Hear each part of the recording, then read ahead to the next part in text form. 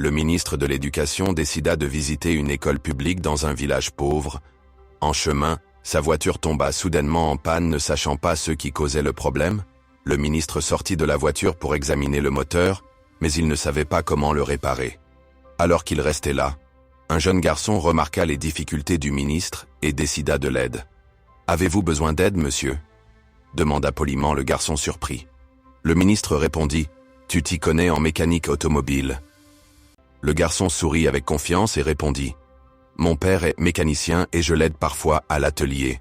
Je peux essayer de réparer votre voiture. » Le ministre hésita, mais décida de donner une chance au garçon. Il lui tendit quelques outils, et le garçon commença à examiner soigneusement la voiture. Tandis que le ministre l'observait, il n'en revenait pas de voix. À quel le jeune garçon travaillait avec habileté.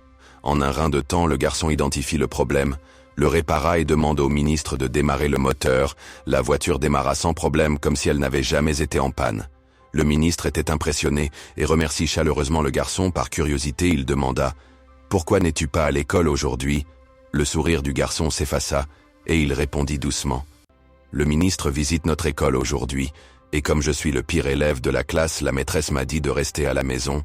Elle ne voulait pas que je fasse honte à l'école devant des invités importants. » Le ministre ressentit une grande tristesse en écoutant cela, et il regarda le garçon qui venait de réparer sa voiture avec tant d'intelligence et de talent, et il ne pouvait pas croire que quelqu'un puisse penser qu'il était sans valeur. Le ministre demanda au garçon de monter dans la voiture, et ils se rendit ensemble à l'école, à leurs arrivées.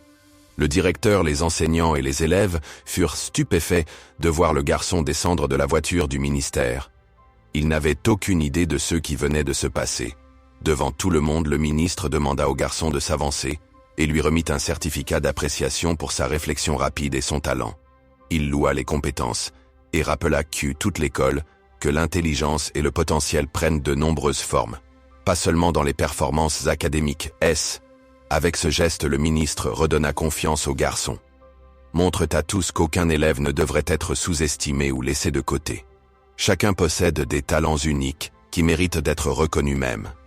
Ils ne brillent pas dans les voies traditionnelles. Le véritable succès se trouve non seulement dans les salles de classe, mais aussi dans les compétences pratiques et dans les capacités à résoudre les problèmes. Si tu ne me suis pas, tu risques de manquer l'occasion de nous revoir. Mais si tu le fais, félicitations, tu es sur un chemin de croissance continue.